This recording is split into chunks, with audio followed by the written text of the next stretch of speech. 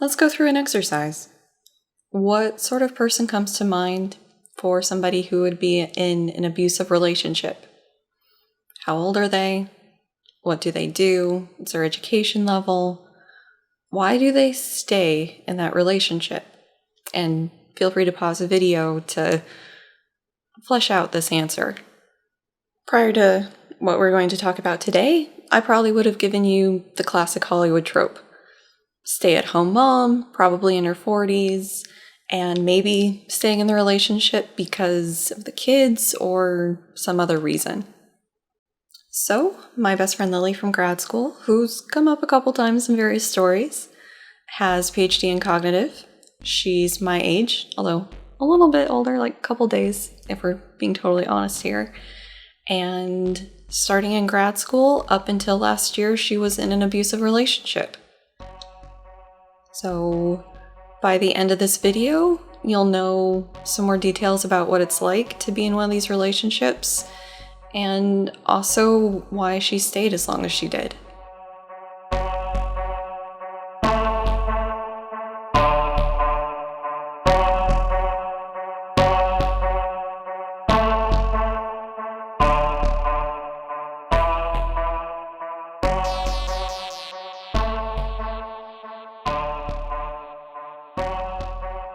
Welcome back to the channel.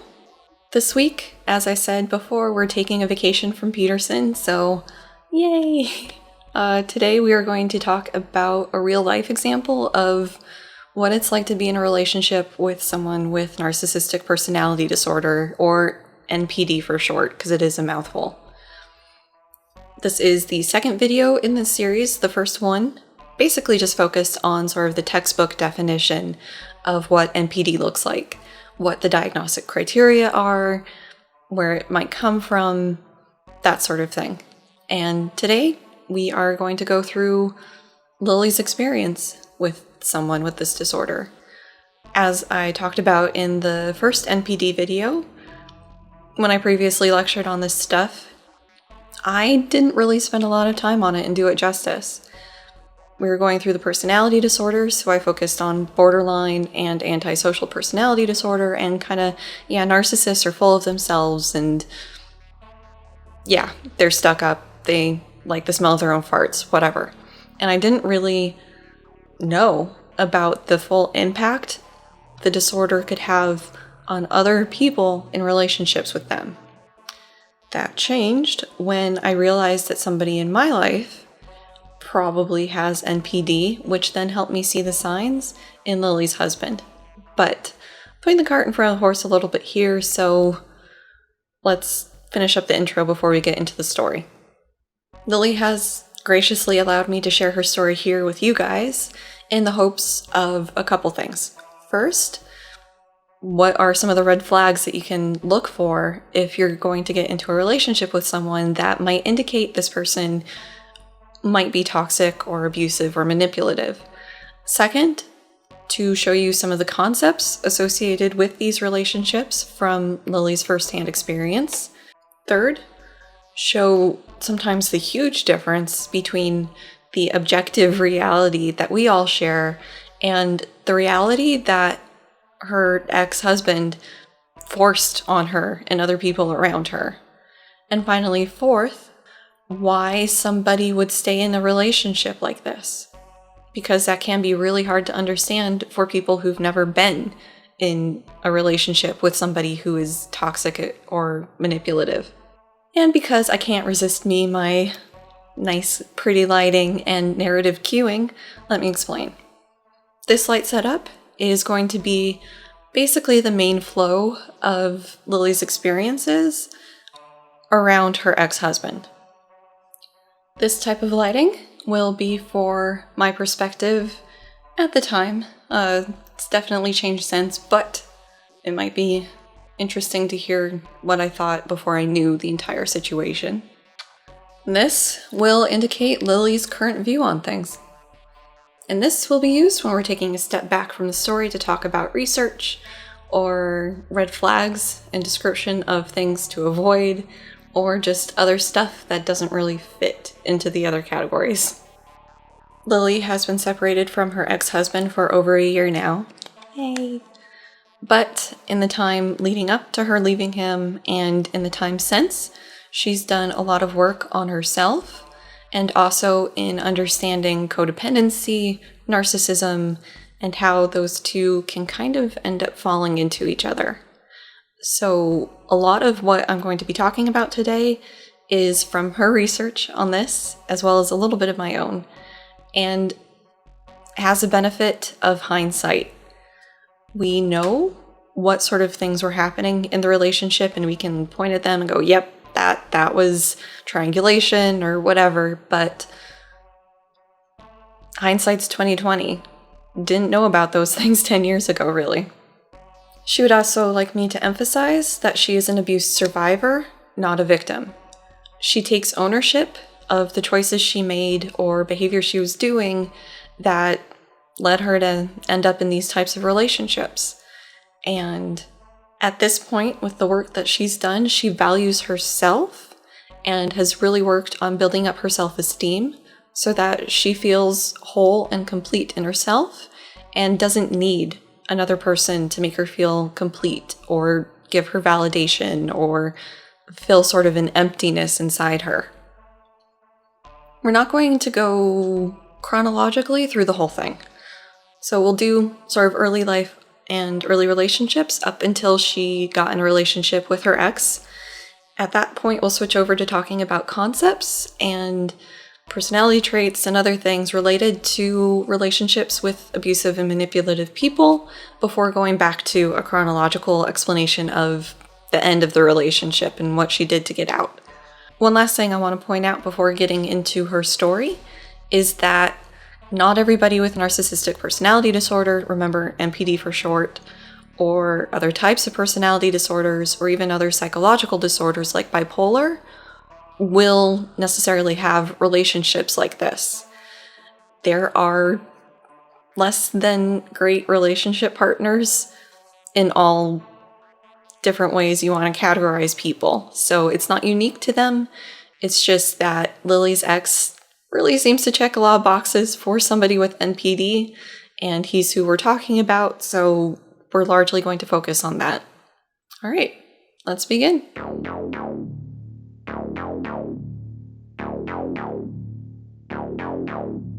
Lily's requested that we not really go into the specifics of her family details, so we're just going to talk about some things that can set a person up as an ideal partner for somebody manipulative or abusive. Lily's research suggests that if you end up in a toxic, abusive, manipulative relationship, it may be because you experienced that as a child or you experienced emotional neglect, which is, it's not abuse, but it's almost there, or you experienced some type of childhood trauma. And this is because what you experience as a child may set your expectations for how you can be treated as an adult. Now, of course, this isn't to say that everybody who's experienced this as a child is set up to have these types of relationships, but it can be a predisposing factor. People with NPD will frequently have their own version of reality. They'll construct a narrative about what things are going on in their life, who people actually are in their life, irrespective of how they actually are, and also about themselves, again, ignoring how they actually act. A non-Lily example, the person in my life who led me to research this stuff, believes that I am shy, incapable, timid, and would basically need to be taken care of if something were to happen to my husband. This is ignoring that I've taught classes of well over 100 people, I have a PhD, I can adult. Nope, doesn't matter. In her narrative, if something happened to my husband, she would have to swoop in and take care of me.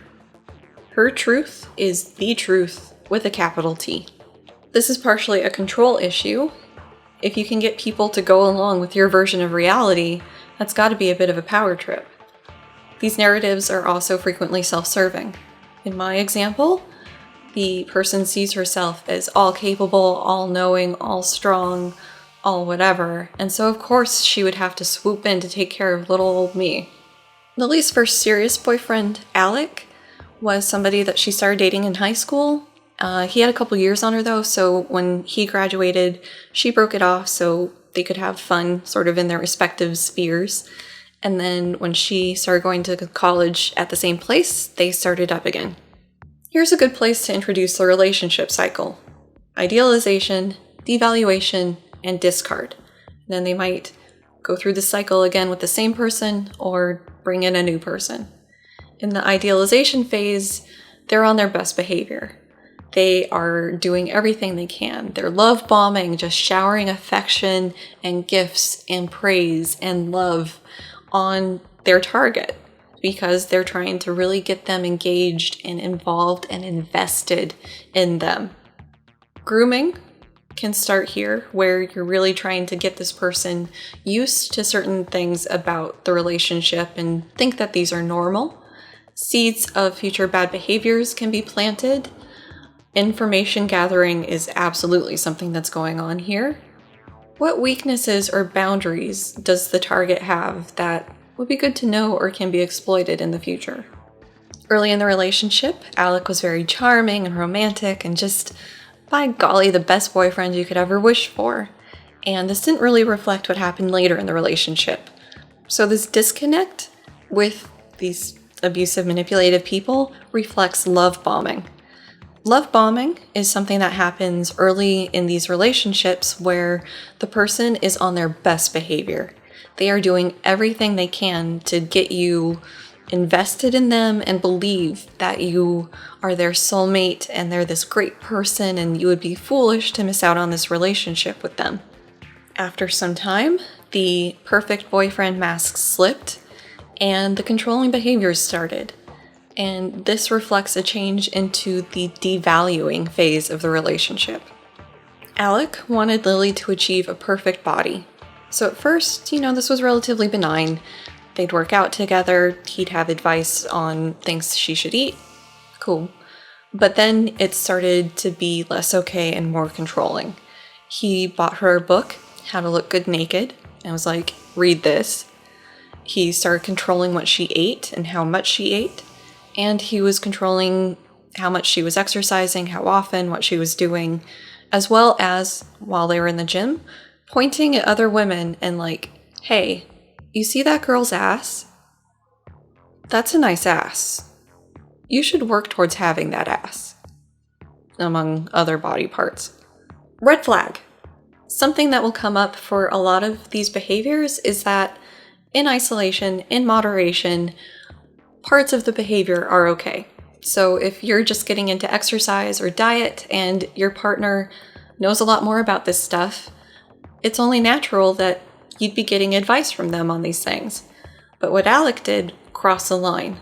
It went from just advice or helping out to controlling and manipulating and mind gaming, and that is not okay. Academically, Alec took credit for her successes.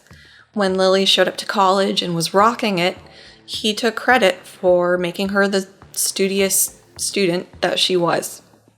Somehow. Red flag. So this is an example of narrative control. Alec wrote a narrative that Lily was incapable of succeeding in college without his help.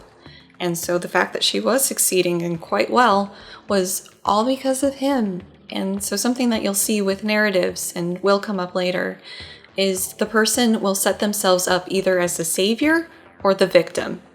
Like, it's one of those two roles usually. We're not even to Lily's ex, and, we're just popping flags off left and right.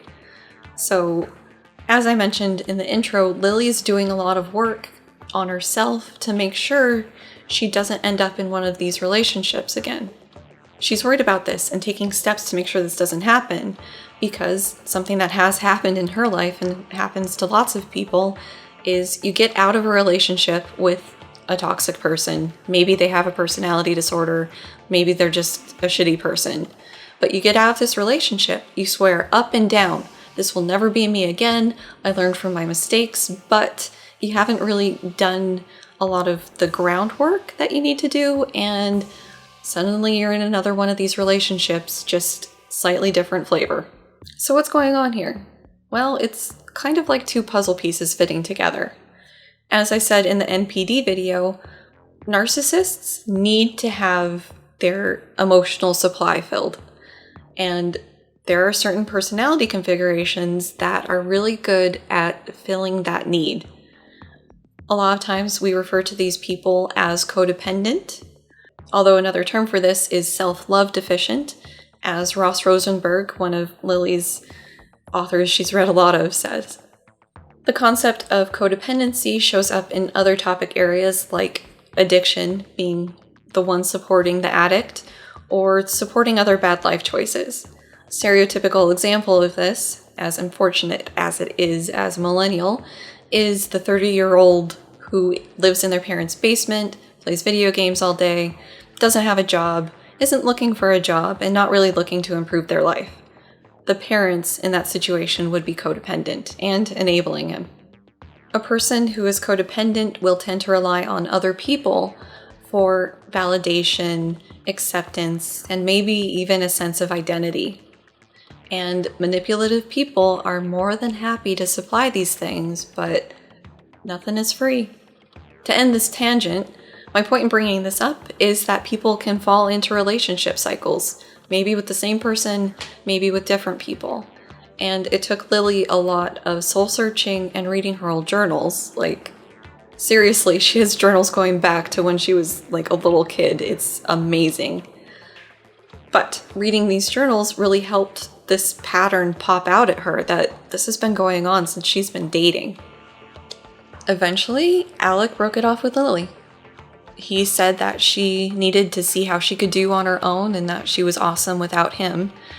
And this devastated her.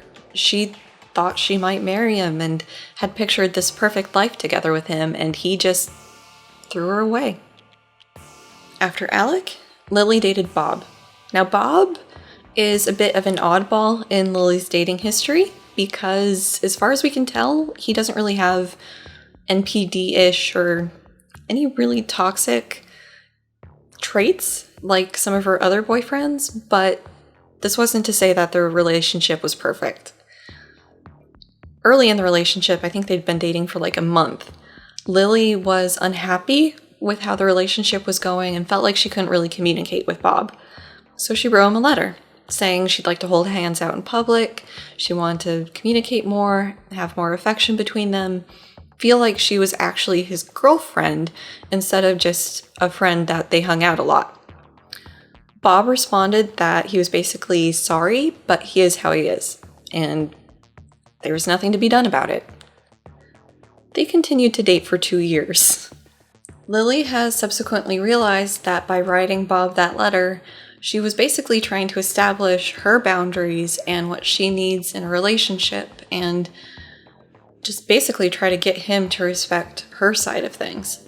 And when he said he couldn't do that, she didn't stand by her needs or boundaries and ended up in a relationship that was making both of them not unhappy, but not as happy or fulfilled as they could have been.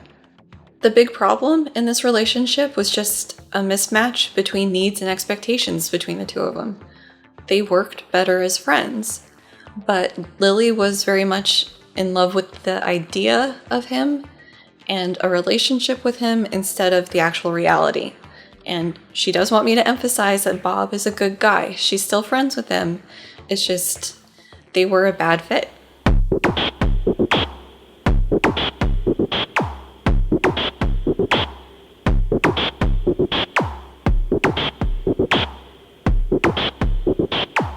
Lily was still dating Bob when she started grad school, so I got to see fun pictures of them doing stuff together and everything. They were trying to do the long-distance relationship thing because he was still in grad school back where she did her undergrad. It was at this time that she met DL through email, basically. We had an email listserv for grad students, and she emailed before she rolled into town looking for help on finding a place to live or where would be good to live. And then after she got established, she's huge into college football, so she wanted to know if anybody would be interested in going to the games with her. DL responded to both, he seemed very nice, and they started talking over the phone before meeting in person. I met DL through Lily. He was in counseling, we were in cognitive, and the way classes were, we didn't really have a lot of overlap between programs. The first time I really interacted with him was at a Halloween party, and he was a bit much. He was a bit over the top and kind of abrasive, but I was substantially more socially awkward and anxious than I am now. So having somebody be willing to be the center of attention and life of the party and take that focus off of me was appreciated. The first time they went out, it was to just a little college coffee place, and he walked over her boundaries just right from the beginning. Lily wanted to meet him at the place instead of him picking her up at her house because she wasn't necessarily comfortable having a stranger know where she lived, because the place that she moved from was having issues with women not necessarily being safe. So it was an understandable concern that should have been respected. Red flag! If someone doesn't respect your desire to not have basically a stranger know where you live, that's a good time to just walk away from the relationship. In general, a pretty good rule of thumb is how somebody responds to a no from you. Basically, you establishing a boundary, what do they do? If you're just meeting somebody and you have a boundary establishment and they respect it, great. That's a great sign. If they resist a little, try to get you to cave, it really depends on the context. So if you're out at dinner and they're like, come on, just, you want the chocolate cake, just live a little, come on, it's fine. That's not so bad. If it's a consistent pattern of your no's being met with this, come on, just come on, that's less okay. If they won't take no for an answer, or if they completely ignore these boundaries, especially early in the relationship, that's a bad sign. If they don't respect your desire to not have a stranger know where you live, how are they going to take a no when you don't want to have sex? If you're further into the relationship, hopefully you have a good feel for the give and take between the two of you. So it's perfectly normal to sort of encourage your SO to kind of push their boundaries a little bit. Try things that they're not comfortable with. I've had some amazing experiences doing things that normally wouldn't be part of what I'm comfortable doing. But it's a problem if there's a consistent just overruling of your boundaries so the other person can have their way. If all of this feels like common sense to you, that's good. If you're in a relationship, it's probably a relatively healthy one. But this type of thing can really be a wake-up call for somebody who's been in this pattern of relationships. To speak on this a little bit further, before going back to Lily's unfortunate date with Destiny, another feature of these toxic manipulative relationships is gaslighting. In gaslighting, basically the manipulative person is overriding reality with their narrative. I bring this up here because the boundary crossing can be gaslit away by the toxic person. They may say something like, you never do anything fun, or you always say no to the things I want to do, or something similar. The person is discounting your boundary in order to get what they want. And they're also trying to enforce their narrative on you.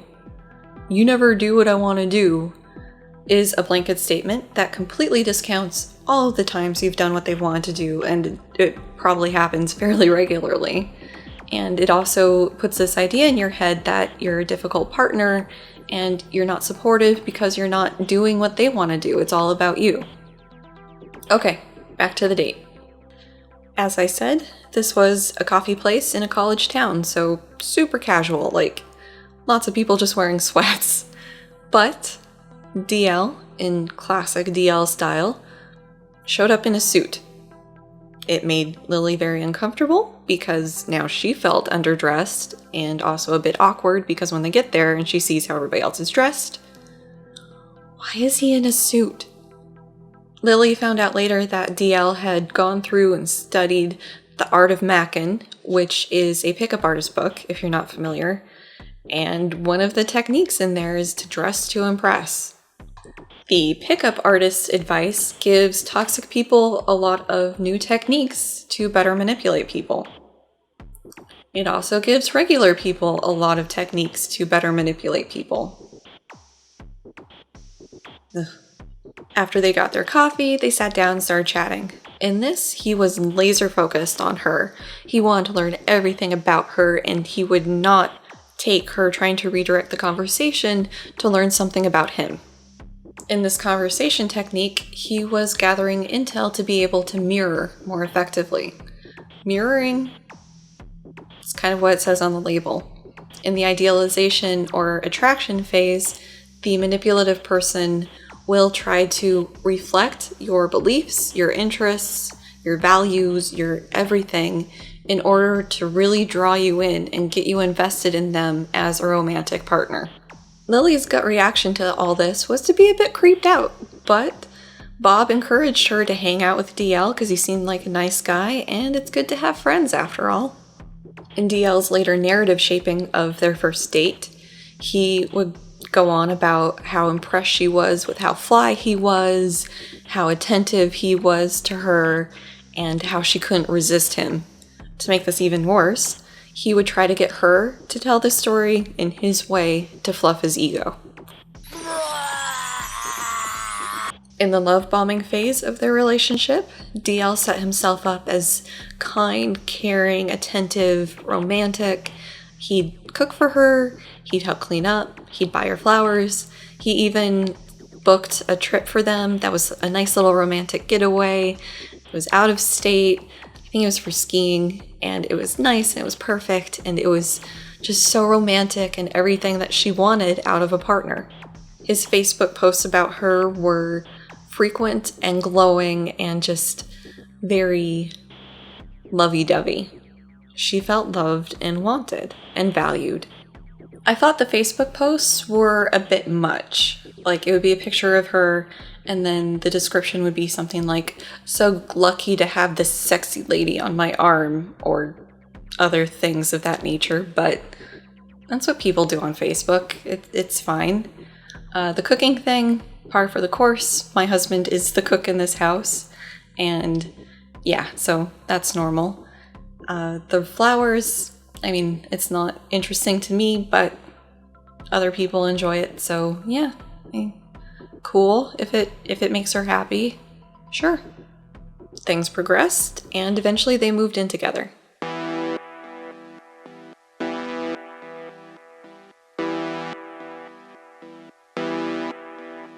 As I said towards the beginning of the video, now that we're in the them together in a relationship, we're going to focus on concepts and not move through chronologically. We are solidly in red flagville now, so I won't be calling them out like I was before. To really go through Lily's experience with DL would take days. I'm not kidding. There is just so many bad memories and stories here. So we've gone through and brainstormed the most egregious examples for the different concepts, but really, we are just scratching the super top of the surface here. I'll point out here, though, that the majority of this information I only learned when their relationship was at its breaking point. They started dating in the mid-2000s, got married, I think 6 or 7 years into their relationship, and then were married for a handful of years. So that is years upon years of abuse and manipulation and just a lot of awful things that she hid or disguised. She hid them and disguised them from friends and from family. For the most part, we had no idea that this stuff was going on. She hid it and she disguised it because she felt ashamed. She felt like she deserved and was responsible for the bad things that were happening to her. She felt guilty for not being a better romantic partner, and she also kind of just thought that's how things went. One last thing that is kind of chronological in nature to point out is that his love bombing stopped basically right after they moved in together. He stopped cooking, he stopped cleaning, he stopped with the romantic gestures. I mean, he might do them every once in a while in an attempt to hoover her or sweep her back into the relationship when she was unhappy, but it would be short-lived. And as time went on, the duration of these re-attempts at being a decent partner were shorter and shorter. Okay, so onto the concepts in no particular order. First up is narrative construction and enforcement. And I touched on this a little bit earlier in the video, but DL absolutely had a narrative about himself. He portrayed himself as very kind and caring, compassionate, loves animals and those less fortunate, as well as being high class and super alpha male macho pack leader guy. To this day, he will post physics news, astrophysics news, sometimes biology news on his Facebook feed with no context or interpretation or insight from him. And I am not shitting on people taking an interest in science at all. I love when people are interested in science. What I am shitting on is it seems like he's doing this in an attempt to show how smart he is. Like, oh, I understand this physics news because I am so smart. Ugh. He also posts pictures of Lily's cats. We'll talk about this more in the escape portion, but they're not his. He doesn't have any recent pictures of them, so it's just reposts of old pictures. And this is a known technique of manipulative people, to cling to living or dead pets and to show pictures of them as a way to show how caring and compassionate they are. His taste drastically outpaces his earnings. This was true when he was a grad student, and it's true as a police officer. He's had various enablers in his life that let him keep up this lifestyle. For a time it was Lily, but the constant in his life has always been his mom. She is more than happy to send her little baby a check whenever he needs money. Whenever he needs money for whatever reason. The alpha male pack leader thing was always hilarious to me. Even when Lily and DL were still together, it was a joke between me and my husband, because no. He portrays himself as this big gangsta guy. He refuses to smile in pictures, even though it's like so awkward half the time. And he works out to varying levels of success. Like, yeah, Police Academy totally whipped him into shape for a bit. But before that, he was training for his softball league or something and taking the weight gain 5,000 protein powder to buff up. And he was bulking, but it wasn't muscle. DL also had a narrative about Lily. In this narrative, she makes people feel awkward around her because she's awkward. She's got social anxiety. She's a stuck-up white woman, and so makes people around her feel less than. He also convinced her that people tolerated having her around, and really they wanted him there. For the social anxiety part, he told her that he diagnosed her with social anxiety. She needed to seek treatment for it, and he could do it, but it would be unethical for him to do so as they were dating. And he's not wrong on that part. I'll give him that. So she went through some therapy for it, and it did help her function better in social situations. But here's the kicker. In looking back on this, Lily's not sure she ever actually had social anxiety. From my perspective, she was always far less awkward and far more comfortable in social situations than I was. And appearances aren't everything. People are really good at hiding discomfort. But just because there's some awkwardness or discomfort in social situations doesn't mean that somebody has social anxiety disorder. If you've seen my other videos on the psychological disorders or related topics, you'll know that I tend to talk about these along a continuum. So let's take depression as an example first. You have on one end the happy, healthy, average person who may sometimes get sad about things, but it tends to pass. And then over in full-blown depression, you have the very intense sadness and grief and angst that doesn't go away, and it's debilitating and interfering with life and is just awful for them. They might have thoughts of ending their life or thinking that the world would be better off without them, depression. And so you can be pretty well along this spectrum or this continuum without having full-blown depression. Social anxiety is the same way.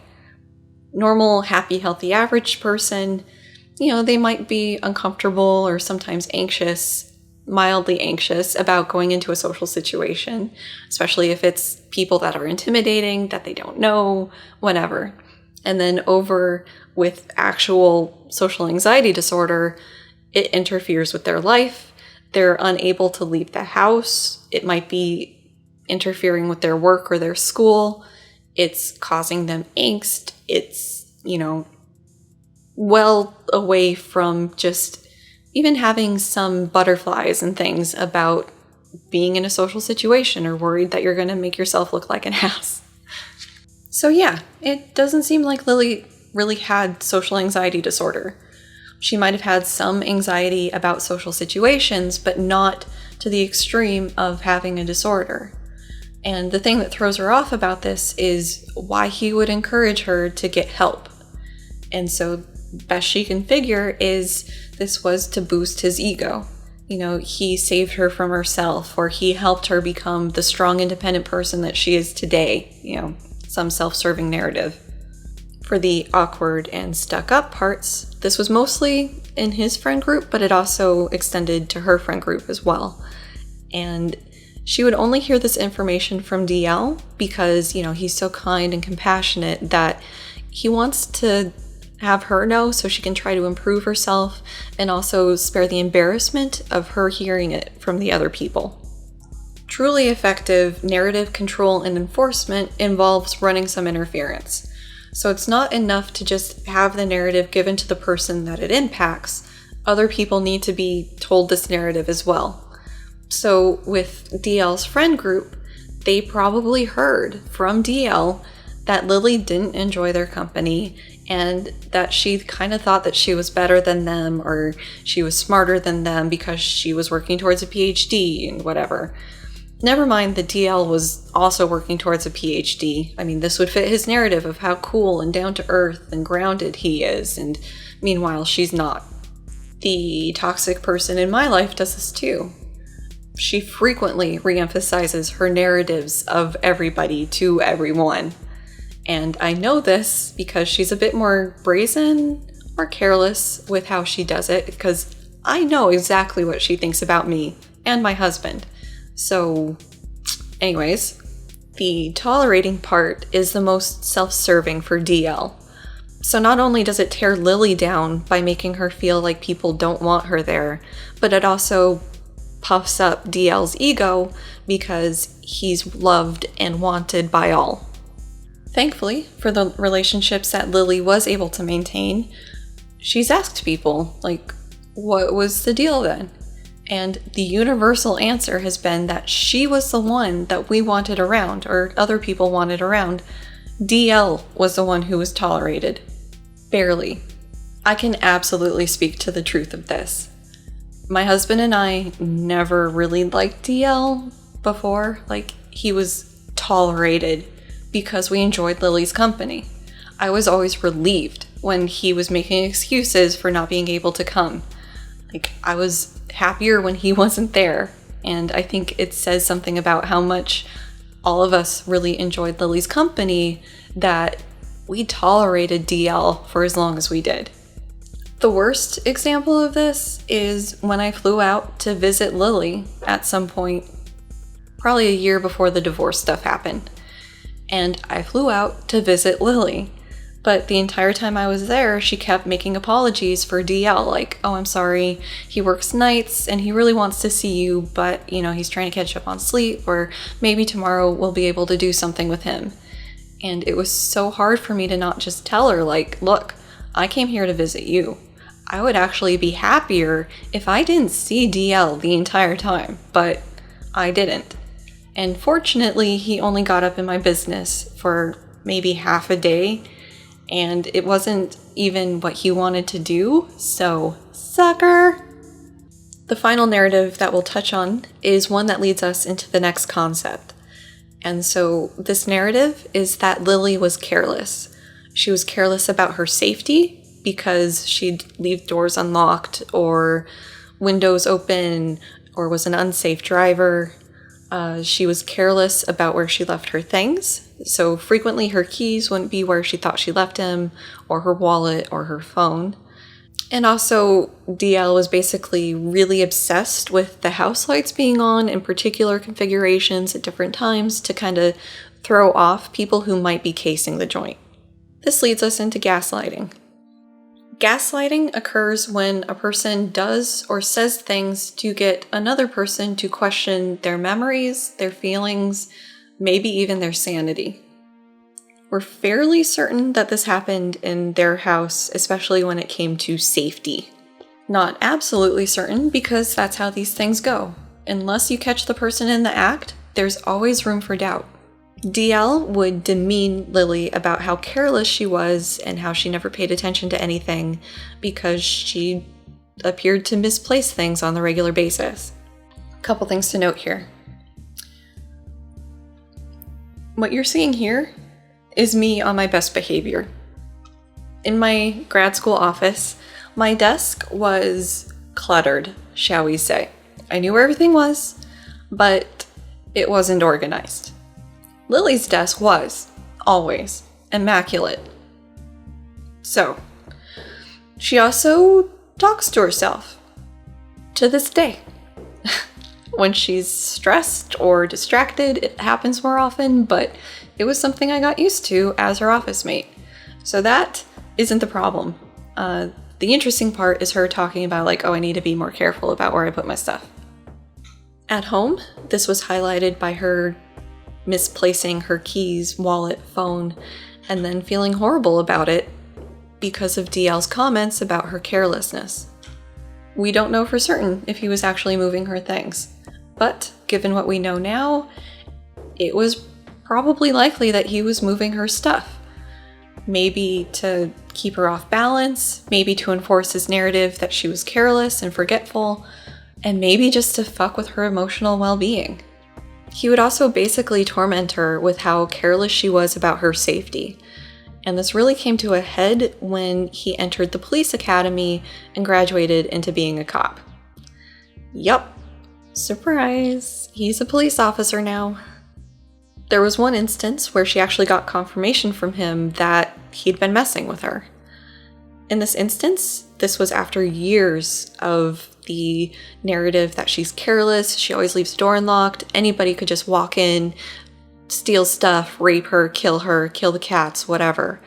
This happened again, and she reached a point of feeling hopeless and worthless and that she was this careless and what's wrong with her, and was basically having a breakdown in the bathroom. This had happened previously, and she had self-harmed because she felt awful about what a terrible person she was. In this instance, though, she had a moment of clarity. She'd learned a little bit more about gaslighting and realized that he was manipulating her. She confronted him on it, like, I know I locked that door. And he admitted that, yeah, he unlocked the door to test her. But then he spun it around as he's only doing this because she does sometimes leave the door unlocked and she really needs to be more careful. But it was for her own good. Related to gaslighting in this case is a general drive for the toxic person to have control.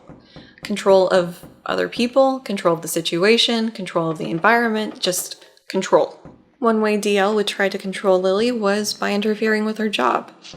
She would be trying to leave for work in the morning, and she worked the normal sort of 9 to 5 shift. He worked nights as a police officer, so they had a little overlap in the morning.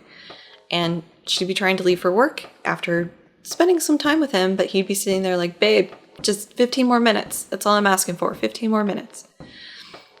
She'd be like, no, I already gave you like 15 more minutes, and I need to go to work. Traffic's a nightmare. It's only getting worse the longer I wait, so I gotta go. I can only be late so many times. And, babe, just stay, like, you never want to see me anymore, like, what's going on with this?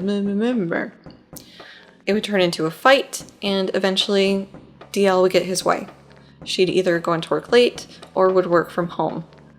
And if she worked from home, it would turn into her having to take care of him, like, cook him food, or go out and get him food, clean, change the channel, yell at the cat, like, yeah.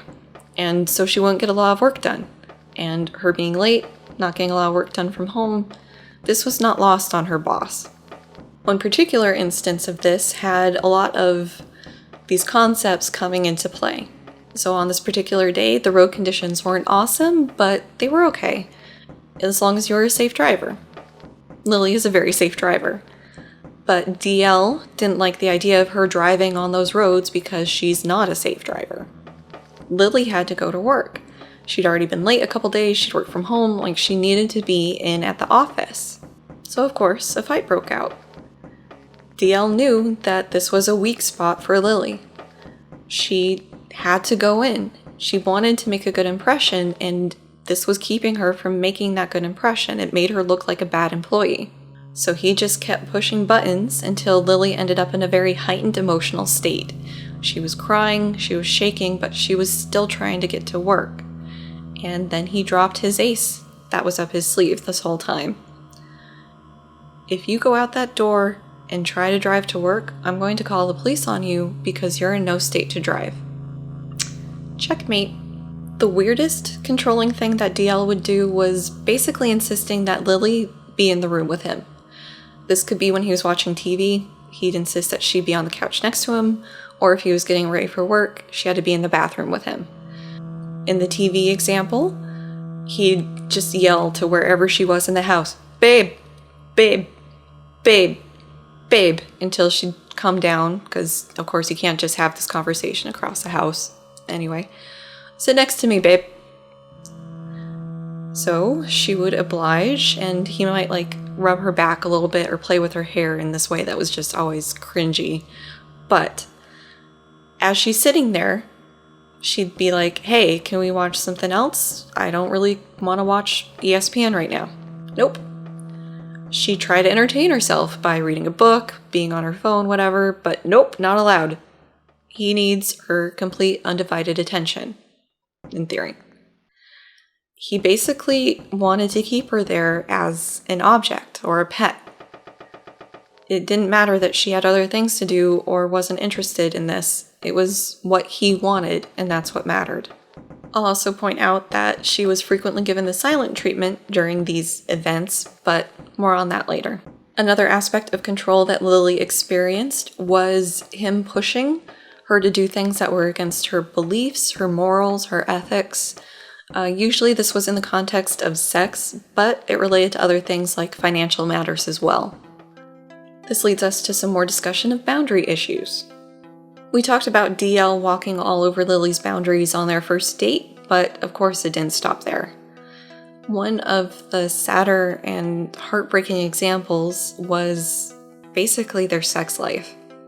I married my high school sweetheart, so my pool of sexual partners is limited. But sex has always been a fun activity between consenting parties. And unfortunately, that apparently wasn't the case for Lily. In the love bombing phase of their relationship, DL was a very attentive partner. And I'll mention that DL was also her first full partner, if you catch my meaning. And the next part of this is very uncomfortable and sad, so if you want to skip that, timestamp here. Okay. DL insisted on having sex at least once a week, unless she was on her period or sick. This was whether or not Lily was feeling like it. This would frequently start with a very unenthusiastic back rub, which Lily eventually came to hate. Then he'd start pressuring her for sex. He never raped her outright, but enthusiastic consent was usually missing. In helping me prepare this script, she remembered a couple times where he'd be trying to pull her clothes off and she'd be trying to keep them on.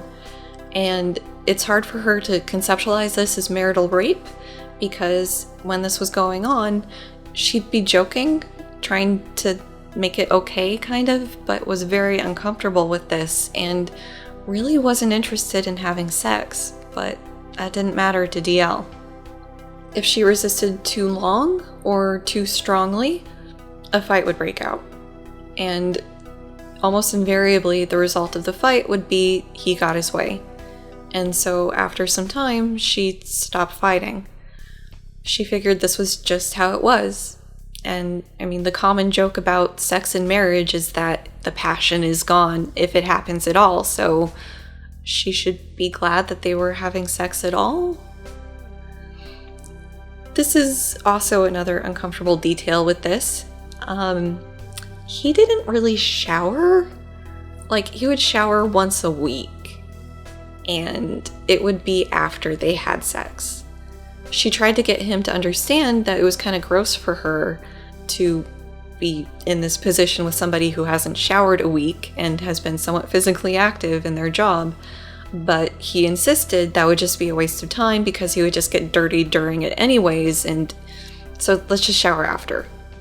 I'm bringing in this detail because it gave me a visceral what the ever-loving fuck reaction when she told me about this.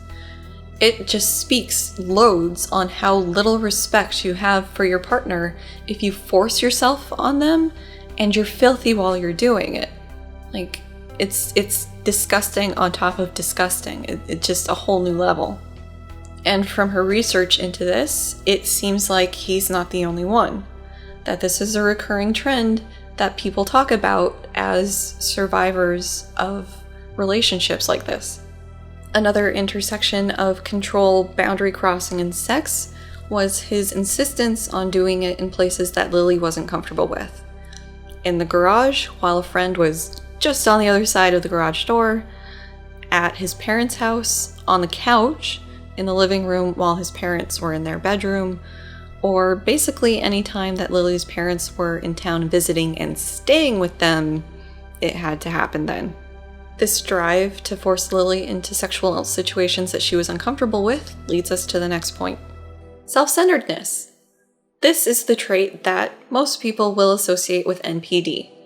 And in certain situations, it's relatively harmless, but when other people start being impacted by that self-centeredness, it loses the benign nature.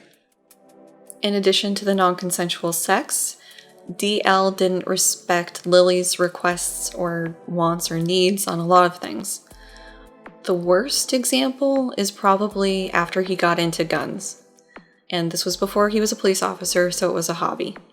And now, I'm not saying that guns don't have entertainment value potentially, and, when they're used safely, it can be fun.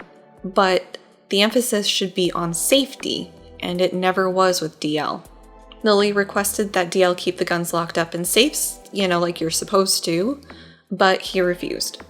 She requested this because there were various times in her life where she felt like if guns had been around, she wouldn't still be here.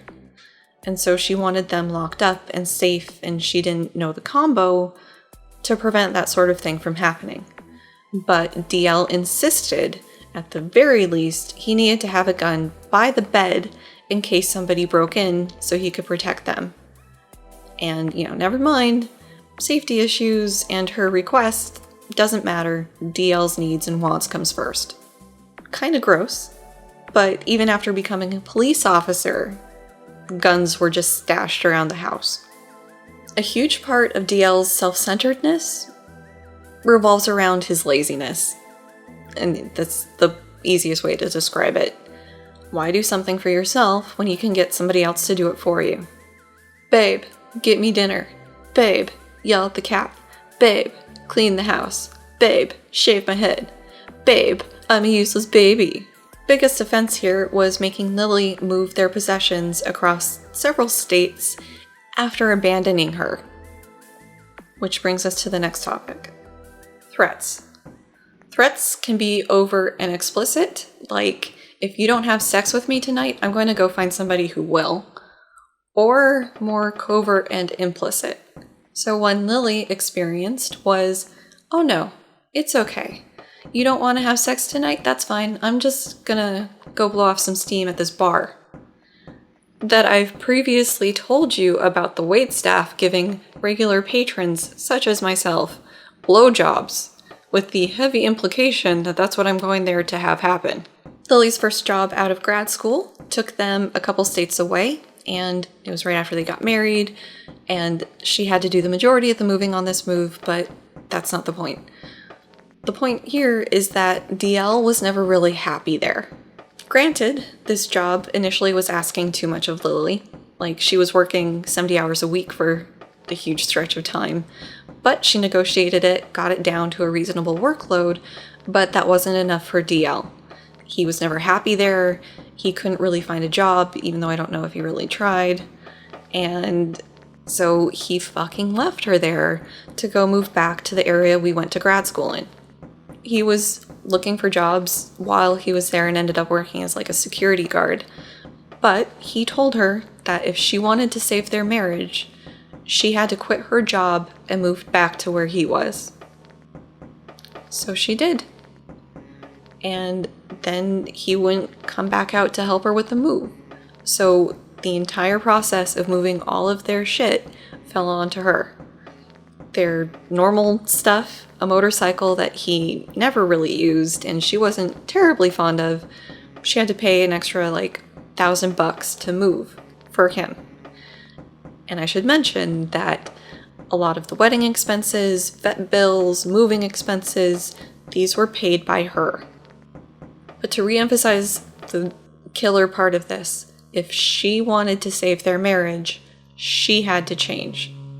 Not him, no compromise, his way or the highway. When they moved to the place for her first job, I kind of sympathized with DL for being miserable there. I was also living somewhere where I wasn't incredibly happy and struggling to make it work, but I was making it work the best I could because I wanted to be there with my husband. So then when she told me she was back in the area we went to grad school in, I was kind of surprised, but given what she told me about her job and the crazy hours she was working, I thought maybe it would be a good thing for her. Hindsight's 2020. The threat of calling the police on Lily while she was trying to get to work fits here as well, but the most explosive example is a fight they had while her parents were in town. Lily had been hanging out with her parents for most of the day, and DL was supposed to drive up and meet them for dinner. He got stuck in traffic, and he was supposed to call when he got closer. While they were waiting for him, Lily's parents wanted to change for dinner, and so they found just a Target and went to go change in the bathrooms. While her parents were changing, Lily got a call from DL, and she could tell from his tone that he was already mad. And basically, she told him where they were at this particular Target, and I guess he got mad because he was at a different Target and had psychically communicated that they should have met there, and so he basically told her, wait there, and hung up on her. So DL rolls up in a huff, and her family gets out to meet him. And this pisses him off further, because of course it does. Lily gets out, and eventually her family gets back into their car, and she's getting ready to get into the truck so they can go wherever. She's got her hand on the door. He puts his hand over hers so she can't get in and says, wait. In the future, you will do what you're told. And then storms off to his side of the truck. Lily's kind of had enough of his shit at this point. I mean, this was about 3 months before she really started thinking divorce. And so as he's storming off, she grabs him by the arm and kind of gets him to spin to face her and says, you will not speak to me like that again. And then goes to get in the truck. And toxic people have to get the last word, and DL is no exception. So he tells her, don't you ever put your hands on me like that again. And then gets in the truck. The rest of the night at dinner and beyond, Lily was subjected to the silent treatment and hateful glares when her family was present. This is a pretty common manipulation tactic for toxic people who didn't get their way. Withdraw the light of their affection and love from the people that they're trying to manipulate until eventually they cave and break down and give in. Given that, it's not surprising that silent treatment and death glares were a common tactic employed by DL when he didn't get his way. If she was alone with him, he would repeat the "never put your hands on me like that again," dripping with venom. This ended up not being the end of their relationship because by the end of the night, he'd spun a narrative about what a fuck-up husband he was, and it was the depression that was doing it because of the lawsuit, which we'll talk about later a little. And she wanted to see the good in him. So she believed it. And she took him back. I'm out of clever segues, so the next topic is triangulation. In triangulation, the person with NPD tries to keep people in their life. So this is exes that they've broken up with and discarded, but still have flames for them in their heart, or future conquests, as well as the current target love interest. And they do this so that they seem in demand and important, and also to keep the target off center and thinking that, they're lucky to have this person as their love interest, and they need to be careful because if they slip up, there's all these people in line waiting for them. It also gives the person with NPD a constant stream of validation from all of these people in their life. DL was still in regular contact with some of his exes, and people can have healthy relationships with their exes, but this wasn't that. One ex was introduced to Lily as a very good friend, and it was only after her and DL had been dating for some time that she found out that they'd actually been dating for years, I think. At another point, DL was out with one of his exes and Lily and ended up bringing up a time that they were having sex, and it was so funny because he was so worried that the ex's dad was going to burst in on them and catch them doing it. In front of Lily, somebody he married not even a couple months prior to this. Inappropriate doesn't begin to express how Lily was feeling about this conversation. DL would also use a covert threat of hooking up with other people to try to get Lily to agree to sex or to be more emotionally and physically affectionate with him. The second half of that was more in the end of their relationship while Lily was making plans to leave, but this happened the entire course of their relationship. The most blatant example of this happened in the period of time when Lily was checked out of the relationship and making moves to move out. In this example, DL had a friend who was dying of cancer, and this friend lived many hours away, so it was going to be an overnight visit. In true DL fashion, he was running late, and so it was guaranteed he was going to have to spend the night. As he's packing his clothes, he insists that Lily drop what she's doing and come in and tell him what outfit looks the best. Does this shirt look better or this shirt? Should I wear it buttoned up or have it open a little bit?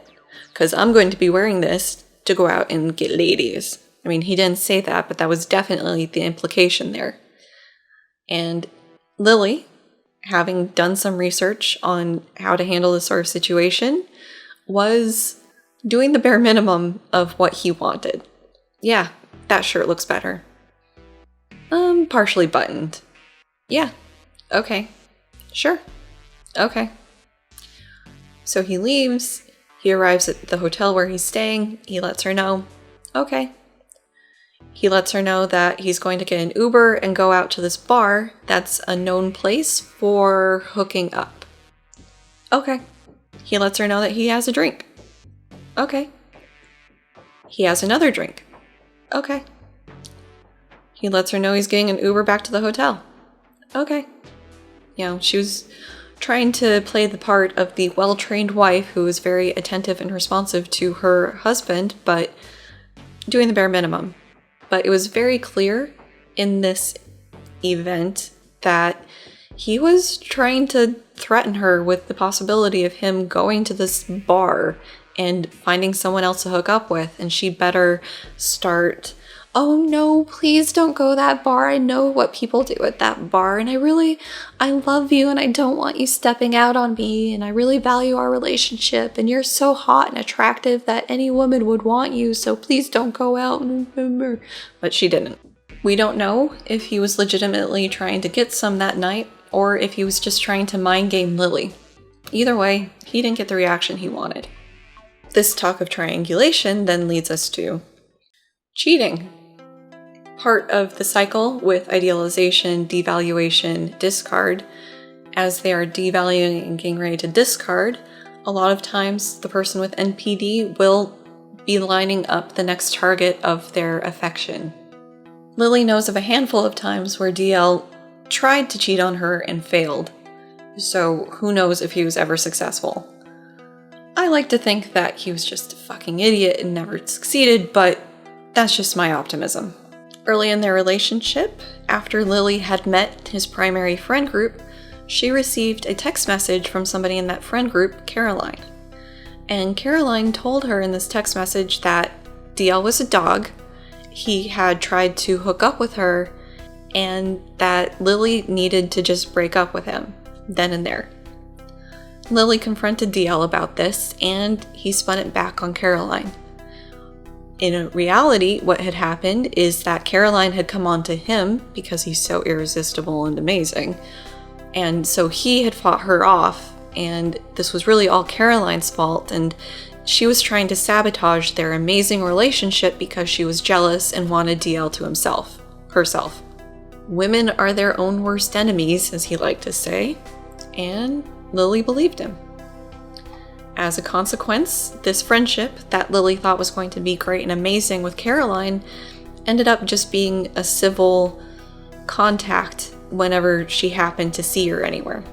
There are many, many other instances of women coming and talking to Lily about DL trying to hook up with them, but one more, just for illustrative purposes. So, DL and Lily enjoyed going out clubbing and dancing and drinking and, the nightlife stuff. And the Halloween before they got married, they went out with some of Lily's friends. These friends included somebody else in our cognitive program, Kara.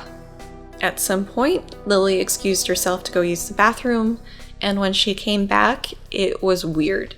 She thought maybe the weirdness was just the music was really loud and people were tipsy, and so she didn't think anything of it.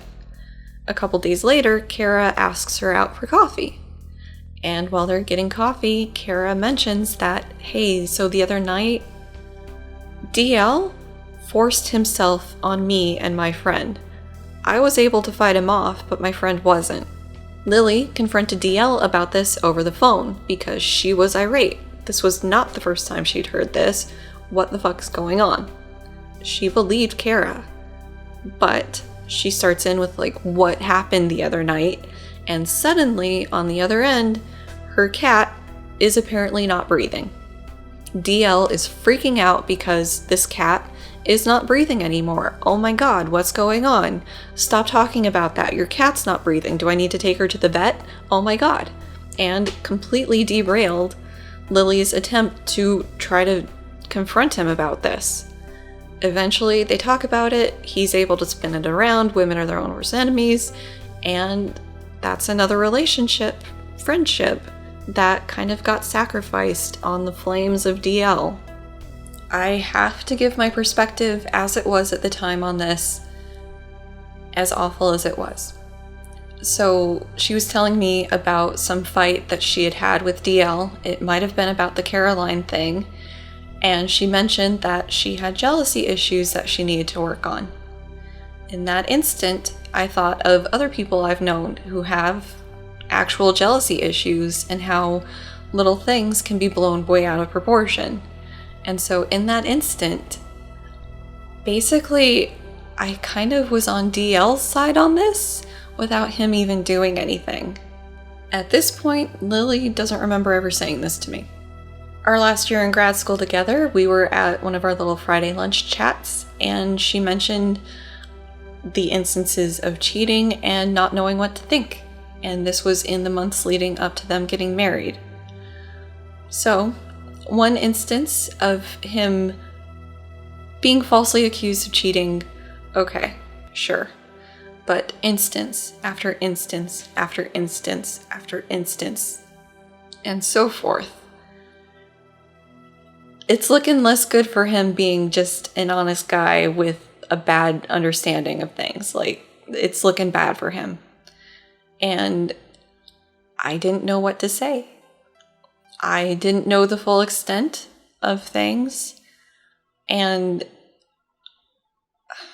I didn't want to be the one that made her call off the wedding.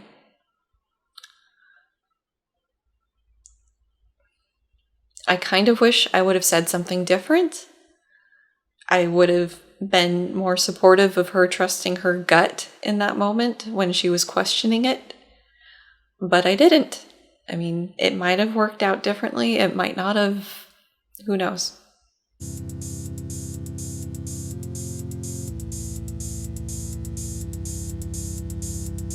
Okay, so I think you probably have an idea of what their relationship was like. Moving into the end of the relationship, drama seemed to always follow DL. And he said it's because people were racist.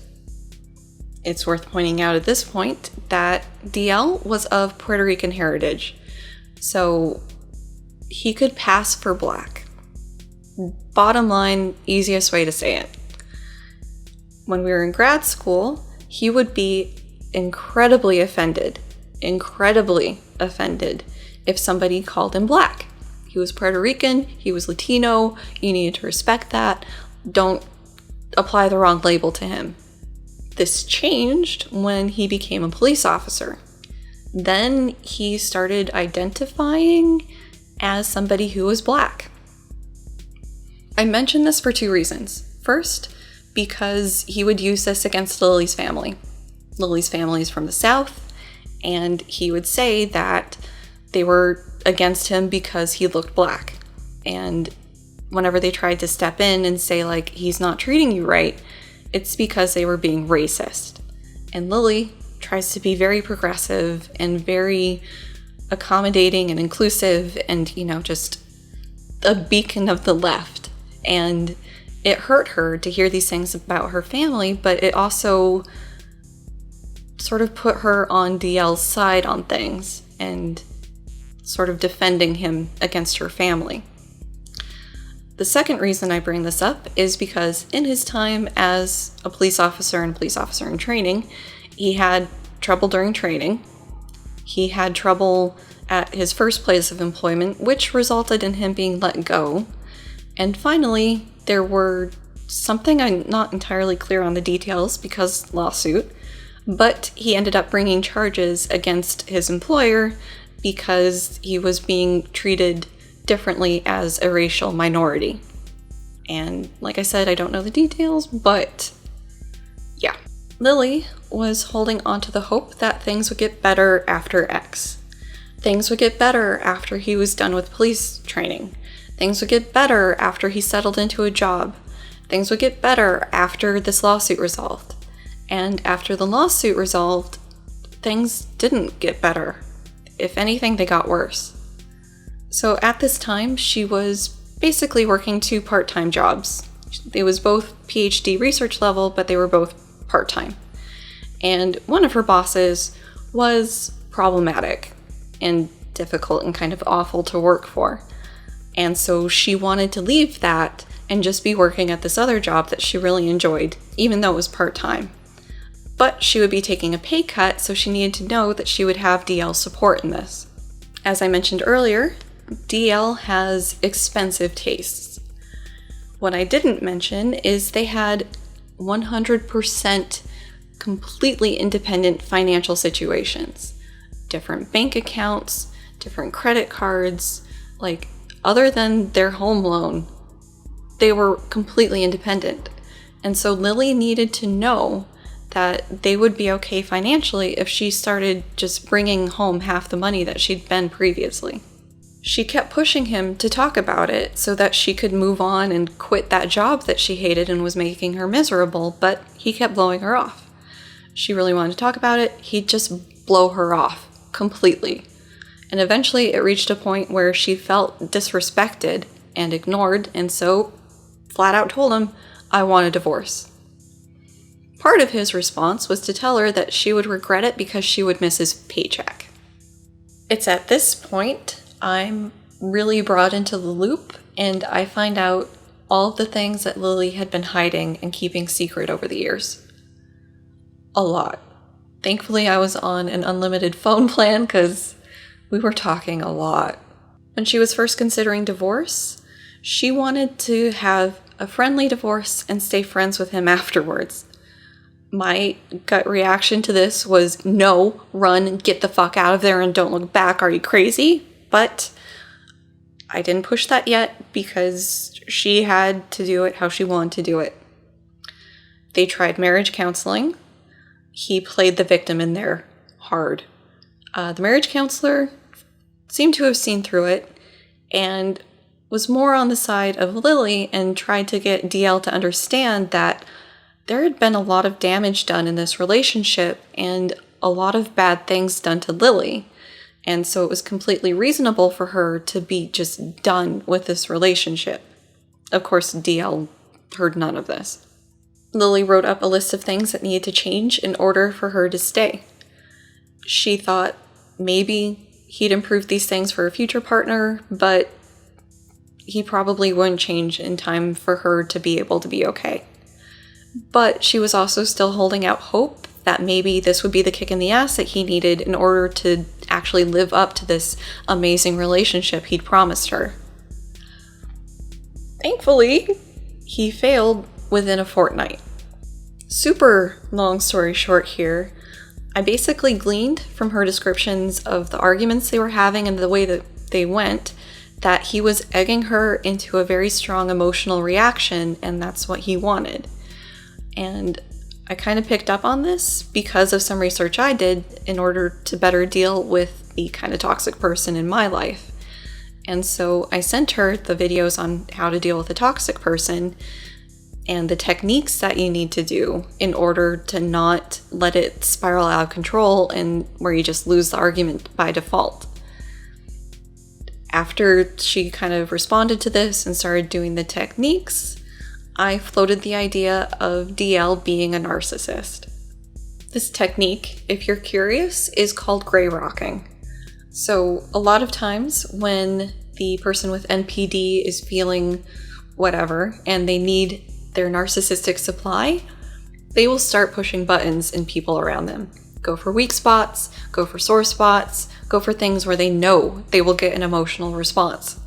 And so what you do with gray rocking is make yourself as uninteresting and unresponsive as you can.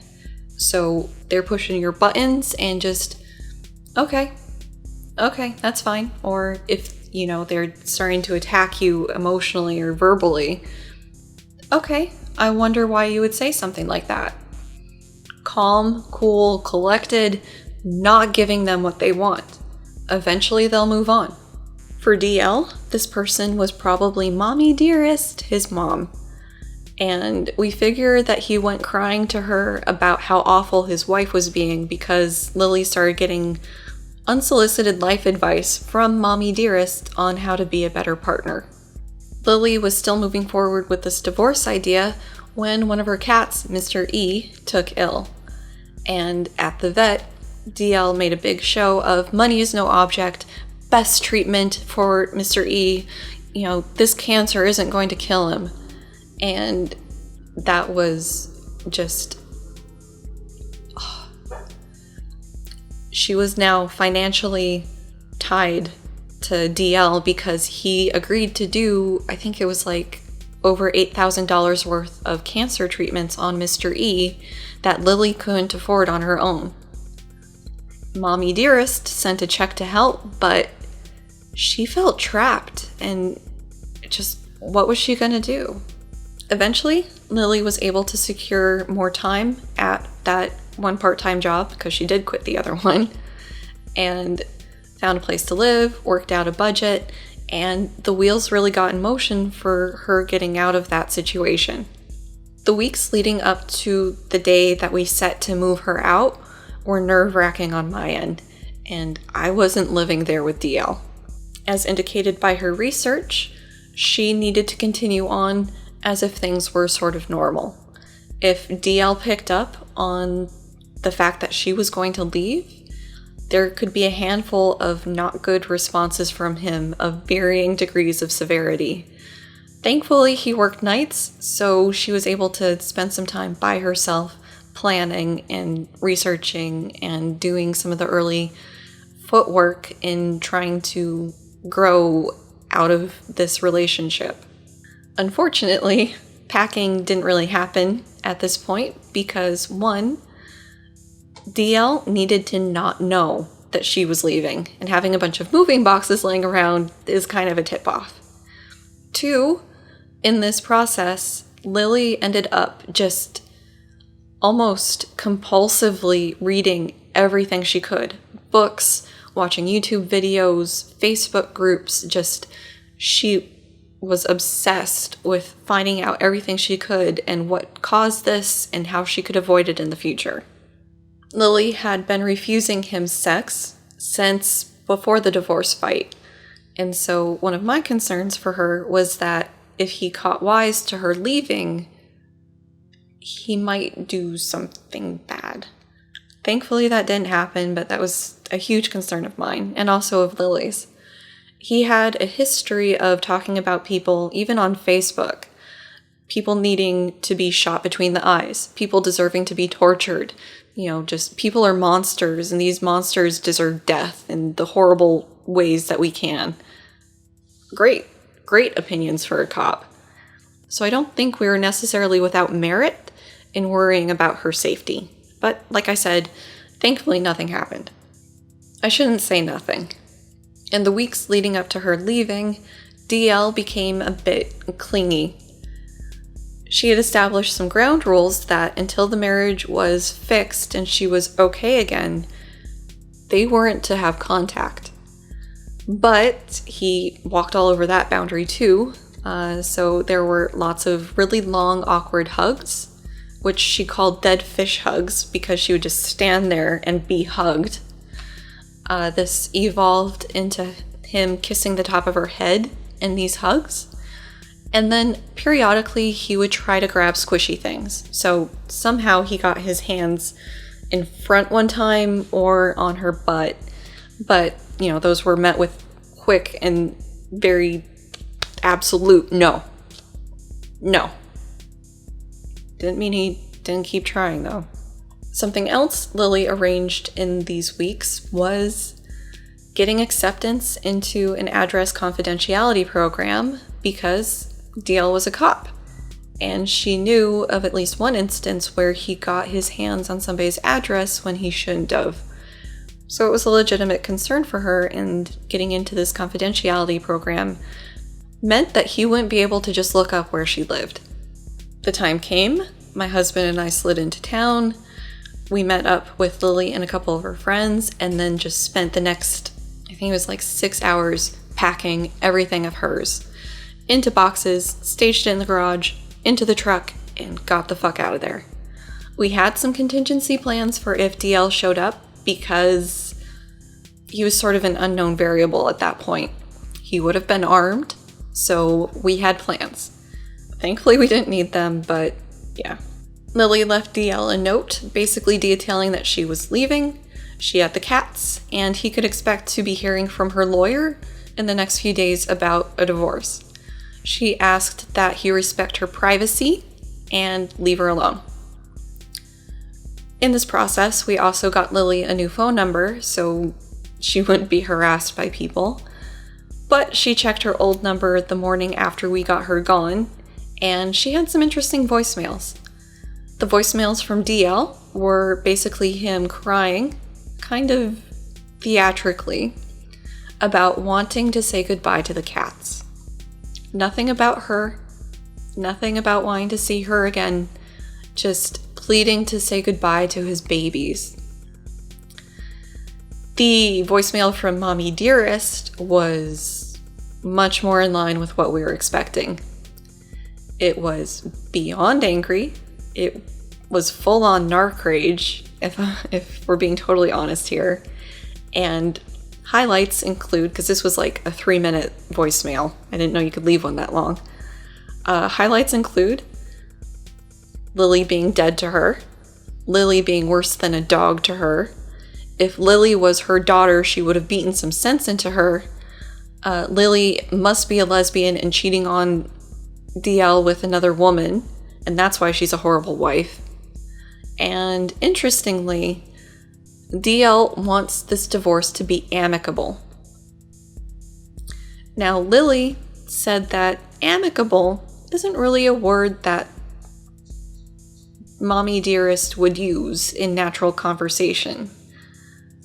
She got it from DL, which means DL had been talking to her about a divorce, possibly for some time, or possibly just in his frantic phone call to her that morning.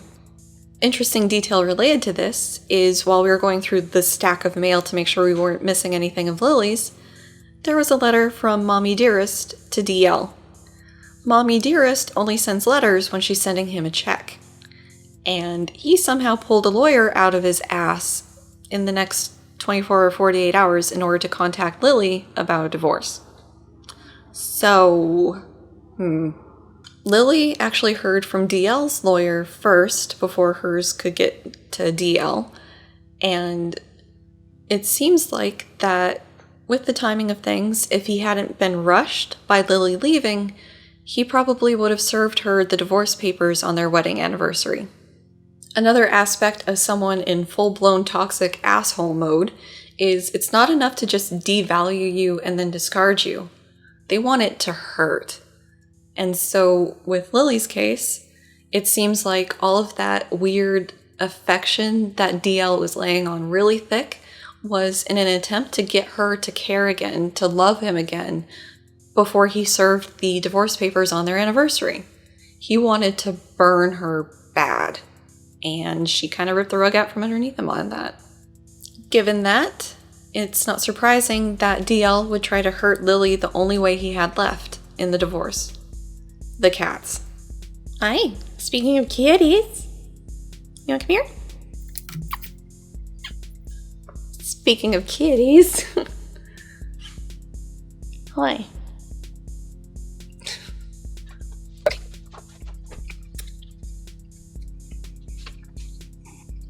Now, I should mention that DL only really seemed to care about the cats when it was convenient to, or when it fit his narrative. Sort of like Mr. E getting the best cancer treatment possible to show how caring he was. And he was actually kind of borderline abusive to the younger of the two because she was a kitten and full of energy. But DL opened the divorce negotiations by insisting joint custody of the cats. And Lily was worried about this, justifiably so. It was possible that something bad would happen to the cats while in his care.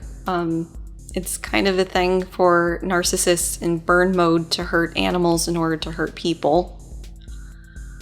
So she was worried about that.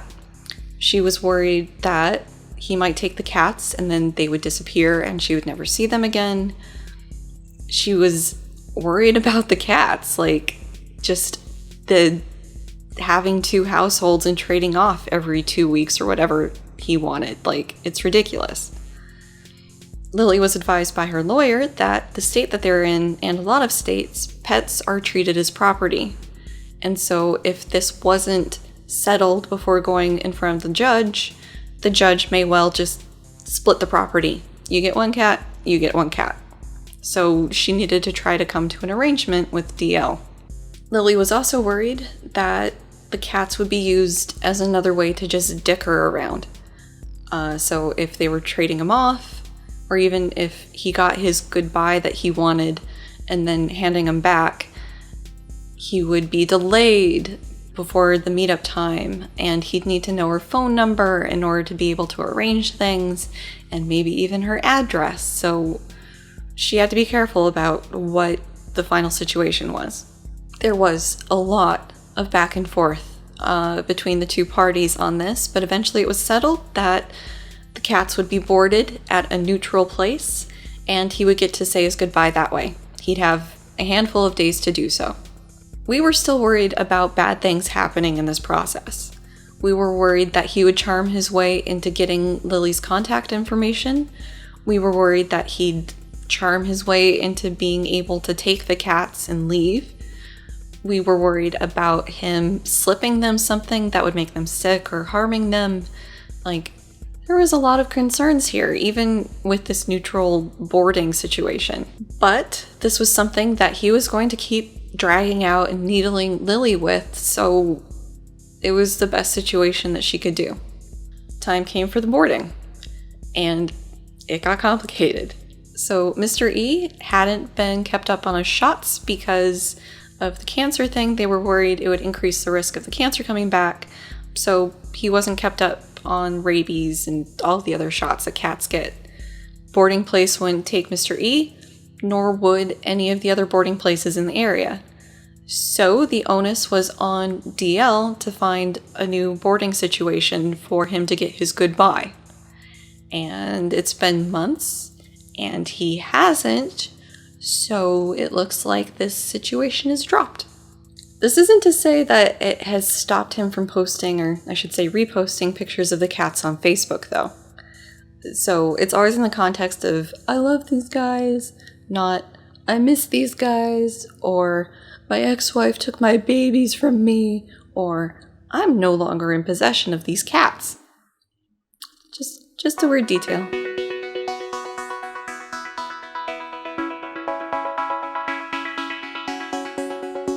In the time since Lily left, and doubly so since the divorce finalized, Lily's been working on herself and taking a lot of me time.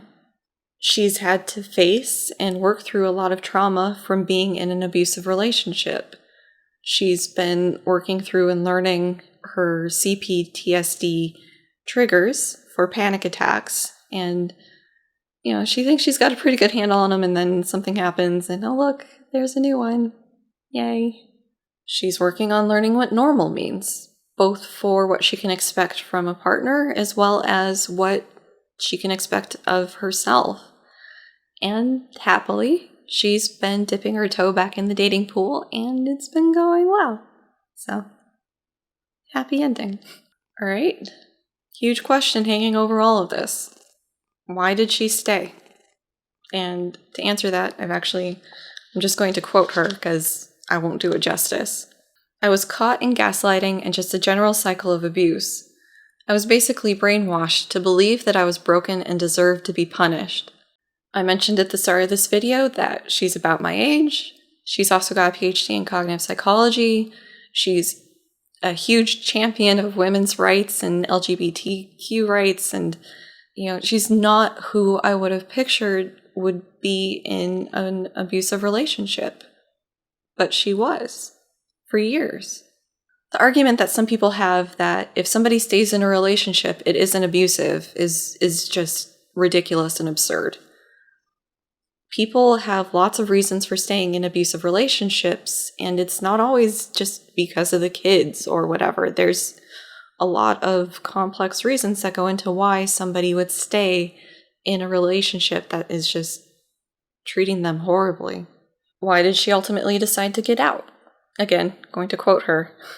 I started to see myself differently, started to grow in self-love and worth, and didn't understand why my partner couldn't recognize it.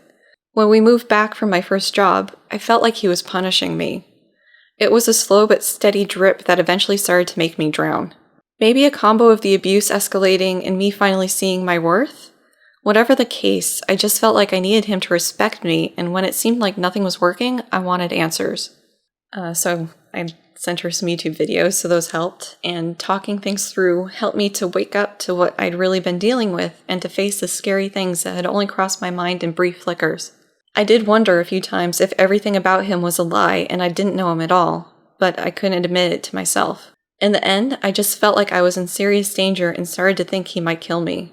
So I guess that was the final driver of me wanting to get the fuck out. That is the surface level Cliff's Notes version of Lily's relationship with her ex, who probably has NPD. As I said in the NPD video, getting somebody a diagnosis of narcissistic personality disorder is hard.